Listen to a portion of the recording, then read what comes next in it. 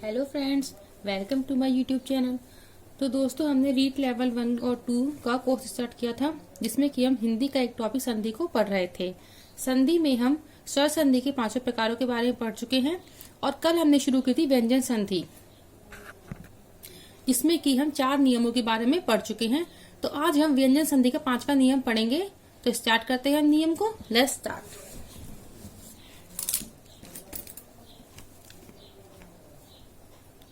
नियम 5वां नियम क्या कहता है? 5वां नियम ये कहता है कि यदि धन से पहले तय या दय हो और धन के बाद में चय आए, छय आए, जय आए, टय आए, डय आए, लय आए, है आए या शय आए, तो चय का परिवर्तन करते हैं हम चय चय में, छय का परिवर्तन करते हैं चय छय में, जय का परिवर्तन करते हैं जय जय में, है टय का परिवर्तन करते हैं हम टय टय में, डय का परिवर्तन करते हैं डय डय में, लय का परिवर्तन लय लय में, है का परिवर्तन दय धय में और शय का परिवर्तन चय छय में। चय का परिवर्तन चय चय में, छय का परिवर्तन चय छय में, जय का परिवर्तन जय जय में, टय का परिवर्तन टय टय में, डय का परिवर्तन डय डय में, लय का परिवर्तन लय लय में, है का परिवर्तन दय धय में और शय का परिवर्तन चय छय में। एग्जाम्पल से देखते हैं हम इसे एक बार। देखिए,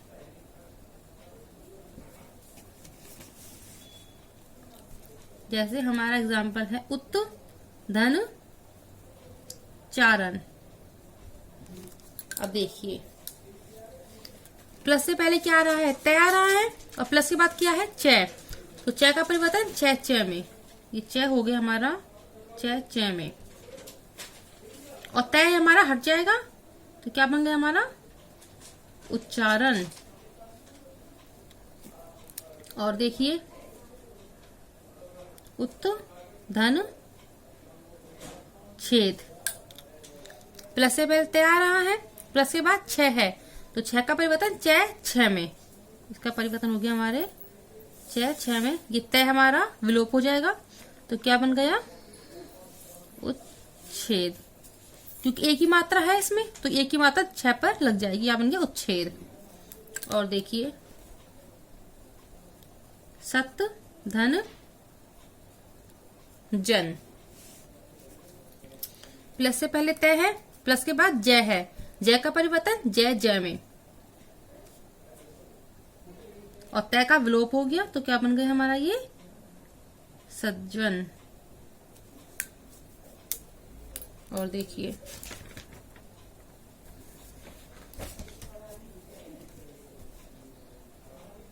पद धन हति। है का परिवर्तन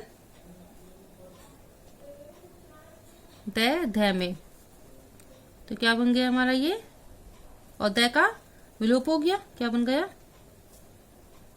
पद्धति। और देखिए,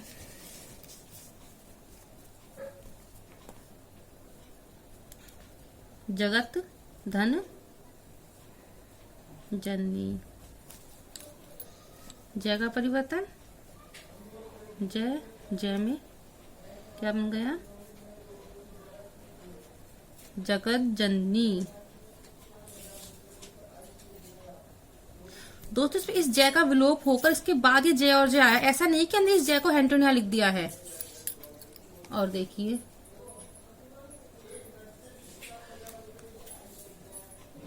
तत् धन लीन। लय का परिवर्तन लय लय में, क्या बन गया? तल्लीन।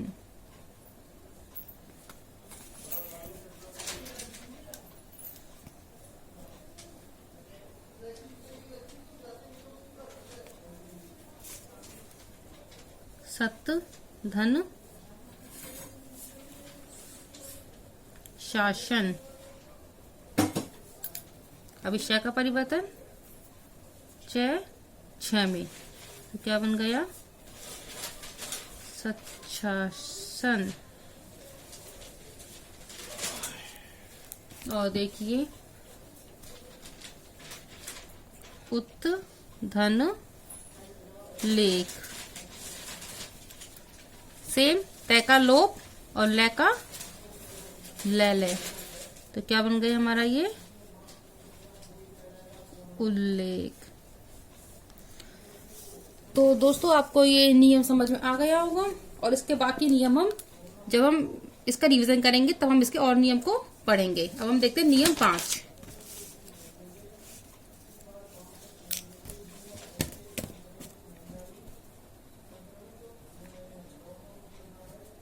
नियम 6। नियम 6 क्या कहता है?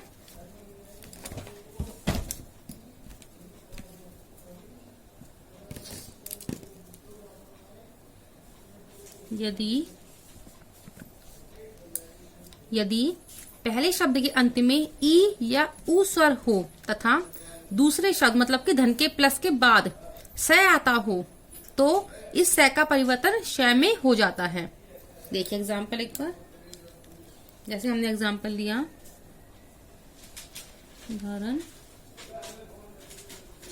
अभी धन सेक।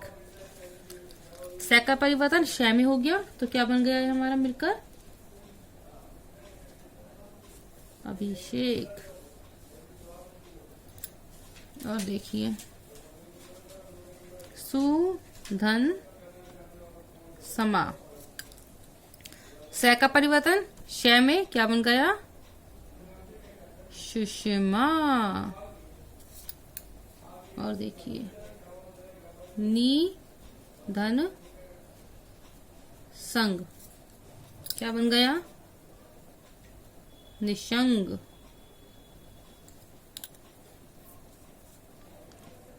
सु धन सुप्त, क्या बन गया? सुषुप्त।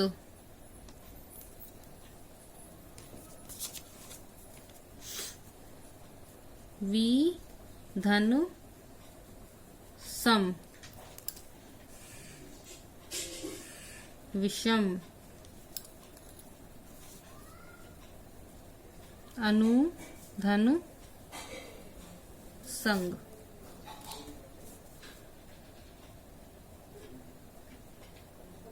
अनुषंग। प्लस से पहले क्या है हमारा? या तो ई है या फिर ऊ है, और प्लस के बाद स है, तो परिवर्तन किसमें हो गया? श में हो गया। अब करते हैं हम नियम नंबर 7। नियम 7 क्या कहता है? नियम 7 हमारा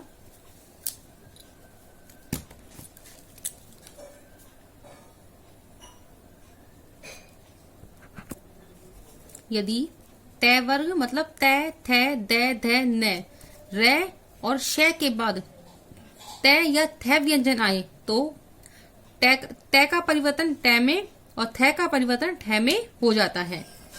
एग्जाम्पल समझते हैं हम एक बार इसे। देखिए जैसे हमने लिया अनु धन स्थान। अब देखिए दोस्तों, इसमें हमारे 2 नियम लग रहे हैं। पहला नियम क्या है? प्लस से पहले उ है और प्लस के बाद स है, तो स का परिवर्तन किसमें होगा? श में होगा। एक नियम तो हमारा ये लग गया। एक नियम क्या है? प्लस से पहले क्या है? तय वर्ग का न है और प्लस के बाद थ है, तो परिवर्तन किसमें होगा? इसका ठ में होगा। तो क्या बन गया हमारा? अनुष्ठान। और देखिए प्रति धन स्था। सेम नियम है इसमें भी। प्लस से पहले ई है, तय वर्ग का भी है और ई भी है, तो और प्लस के बाद स है, तो स का परिवर्तन हो गया हमारे श में और थ का परिवर्तन हो गया ठ में, तो क्या बन गया? प्रतिष्ठा। और देखिए पुष्य धन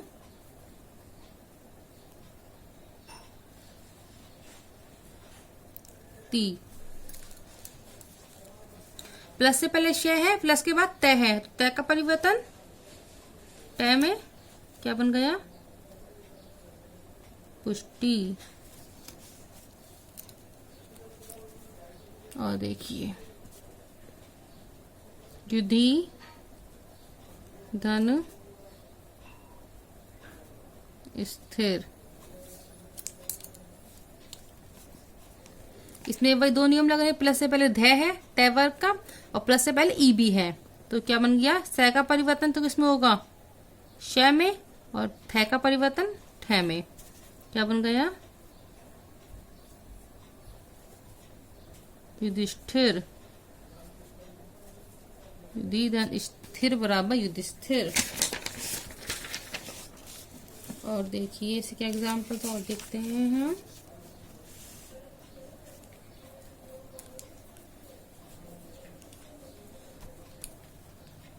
नी धन स्था। नी धन स्था सेम है, इसमें स का परिवर्तन श में और थ का परिवर्तन ठ में, क्या बन गया? निष्ठा। देखिए आकृष धन त। त का परिवर्तन त में, क्या बन गया? आकृष्ट। तो दोस्तों आपको ये नियम समझ आ गया होगा। अगला नियम की ओर बढ़ते हैं हम। नियम नंबर 7। सातवां नियम क्या कहता है हमारा? सातवां नियम हमारा ये कहता है कि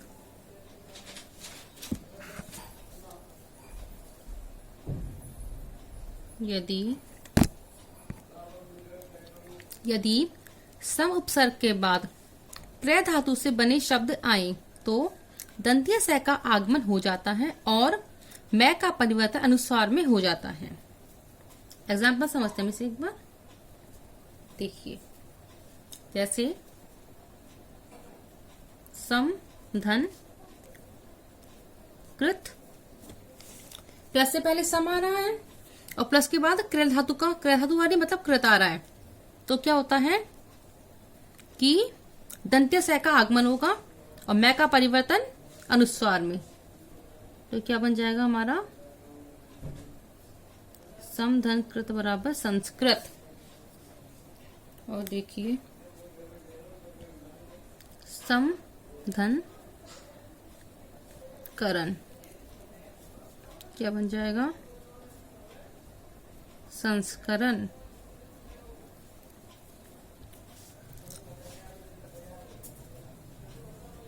सम धन कृति, क्या बन गया? संस्कृति।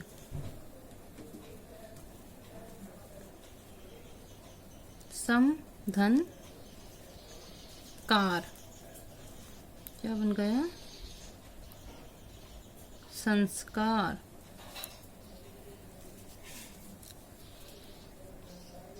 सम धन कर्ता, क्या बन गया? संस्कर्ता। तो दोस्तों नियम समझ आ गया होगा आपको ये वाला। अगला नियम करते हैं हम।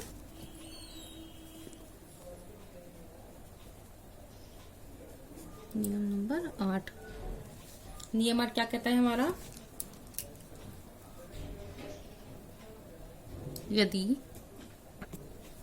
यदि परि उपसर्ग के बाद क्रय धातु से बने शब्द आए तो श का आगमन होता है। ये है मूर्धन्य स और ये है हमारा दंत्य स। ये हमारा मूर्धन्य स। एग्जाम्पल समझते हैं हम इसे एक बार। देखिए, जैसे हमने लिया परिधन कार, तो दोस्तों इसमें ना लोप किसी का नहीं होगा, सिर्फ इसमें आगमन होगा इस शय का। कहां पे होगा आगमन? इस परी के बाद और कार से पहले। क्या बन गया? परिष्कार। परिधन कार बराबर परिष्कार। परिधन कृति क्या बन गया? परिष्कृति।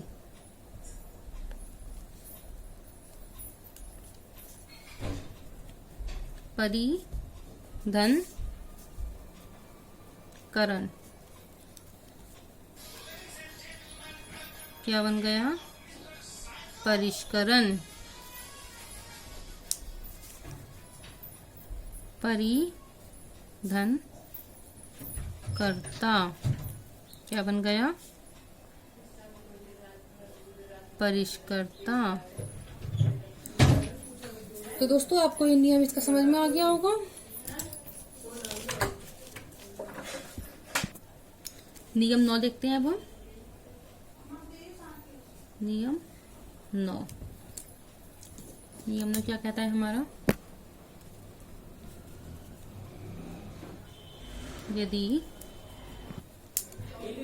यदि न से पूर्व ई, री, रे और श ध्वनि आए तो इस न का परिवर्तन हो जाता है हमारे अणय में। अणय में एग्जाम्पल से समझते हैं हम इसे एक बार।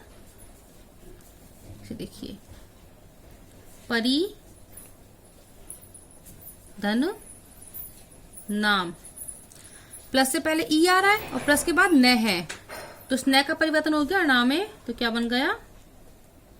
परिणाम। राम धन अयन।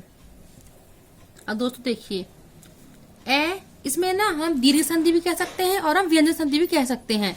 क्यों? देखिए, प्लस से पहले ए है और प्लस से पहले भी ए है, तो ए धन ए क्या हो गया? परिवर्तन आ में हो गया, और प्लस के बाद न आ रहा है, धन के बाद न आ रहा है, तो ये न किसमें हो गया? अणय में, तो क्या बनेगा? रामायण। तो इसमें हमारी दीर्घ संधि भी है और व्यंजन संधि भी है। जो हमारे ऑप्शंस में आएगा उसके अकॉर्डिंग हम इसका आंसर चूज करेंगे। और देखिए, प्र धन नीत, प्लस से पहले री आ रहा है और प्लस के बाद नी है, न है, तो क्या बन गया हमारा? ये प्रणीत। और देखिए, त्रश धन ना, प्लस से पहले श है और प्लस के बाद न है, तो क्या बन गया? तृष्णा।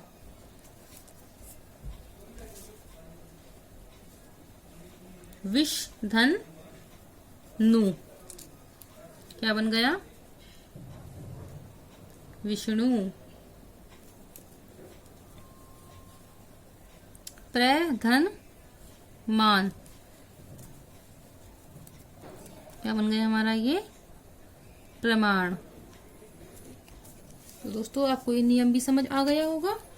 अब हम पढ़ते हैं व्यंजन संधि का नेक्स्ट और लास्ट नियम, नियम नंबर 10। तो नियम नंबर 10 क्या कहता है?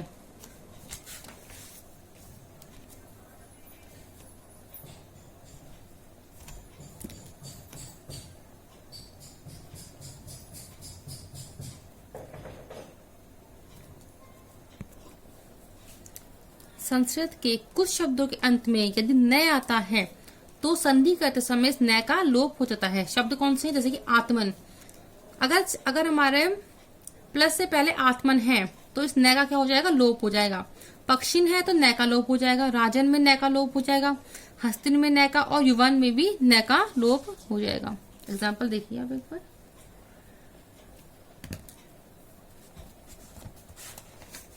जैसे हमने लिया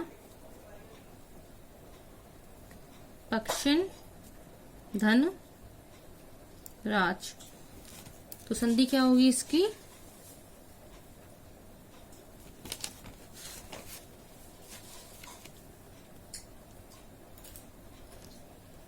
पक्षी राज।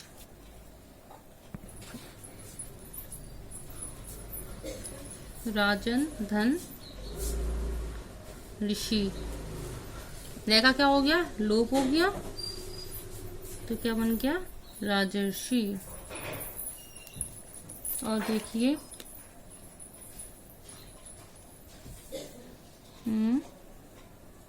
युवन धन राज। नय का लोप, क्या बन गया, युवराज।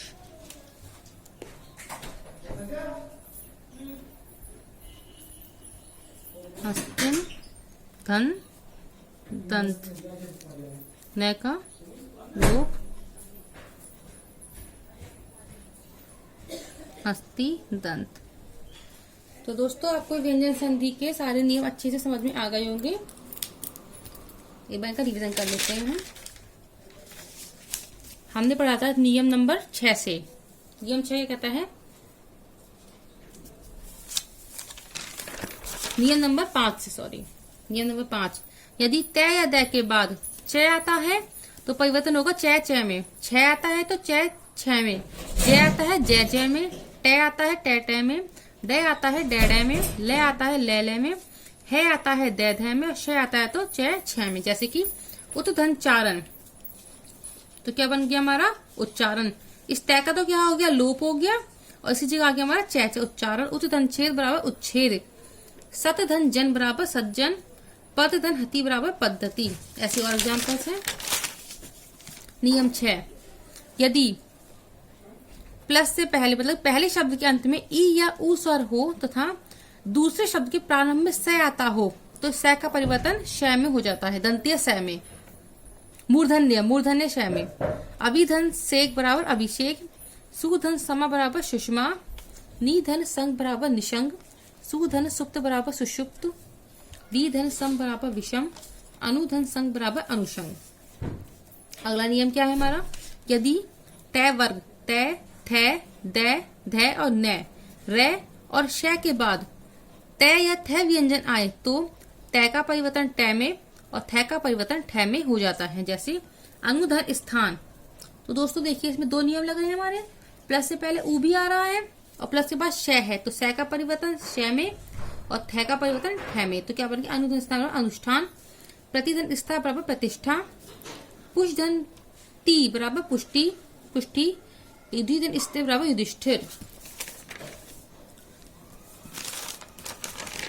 नियम नंबर 7, यदि सम उपसर्ग के बाद क्रिया धातु से बने शब्द आए तो दंत्य स का आगमन हो जाता है और मैं का परिवर्तन अनुसार में हो जाता है। जैसे सम धन कृत बराबर संस्कृत। सम धन कृति बराबर संस्कृति। सम धन कार बराबर संस्कार। यदि परि उपसर्ग के बाद क्रिया धातु आए तो मूर्धन्य स का आगमन होता है। जैसे परिधन कार बराबर परिष्कार। परिधन कृति बराबर परिष्कृति। परिधन करण बराबर परिष्करण और परिधन कर्ता बराबर परिष्कर्ता। नियम नंबर 2, यदि इस न से पूर्व ई, री, रे या श ध्वनि आए तो न का परिवर्तन अणय में हो जाता है। जैसे परिधन नाम बराबर परिणाम। राम धन अयन, दो संधि है, दीर्घ भी है और व्यंजन भी है, बराबर रामायण। प्रधन नीत बराबर प्रणीत। त्रश धन ना बराबर तृष्णा। अगला नियम क्या कहता है हमारा, यदि प्लस से पहले आत्मन, पक्षिन, राजन, हस्तिन, युवान जैसे शब्द आते हैं तो इन न का लोप हो जाता है। जैसे पक्षिन धन राज बराबर पक्षीराज। युवन धन राज बराबर युवराज। राजन धन ऋषि बराबर राजेशी। हस्तिन धन दंत बराबर हस्तिदंत। तो दोस्तों इस तरीके से हम हमारी व्यंजन संधि को भी आज कंप्लीट कर चुके हैं। तो ऐसे हमारे स्वर संधि और व्यंजन संधि दोनों संधि हमारी कंप्लीट हो चुकी है। और कल हम पढ़ेंगे स्वर संधि के बारे में और इसके बाद हम इन तीनों संधियों के एग्जाम्पल्स पढ़ेंगे जिससे कि आपका ये टॉपिक अच्छे से क्लियर हो जाए। तो दोस्तों जल्दी से हमारे पेज को लाइक कीजिए, कमेंट कीजिए और अपने दोस्तों से शेयर कीजिए जिससे कि वो भी अपने संधि के टॉपिक के कंसेप्ट को क्लियर कर सकें और एग्जाम में सफलता को प्राप्त कर सकें। ओके दोस्तों, बाय। कल हम फिर मिलेंगे एक नई वीडियो के साथ। Thank you.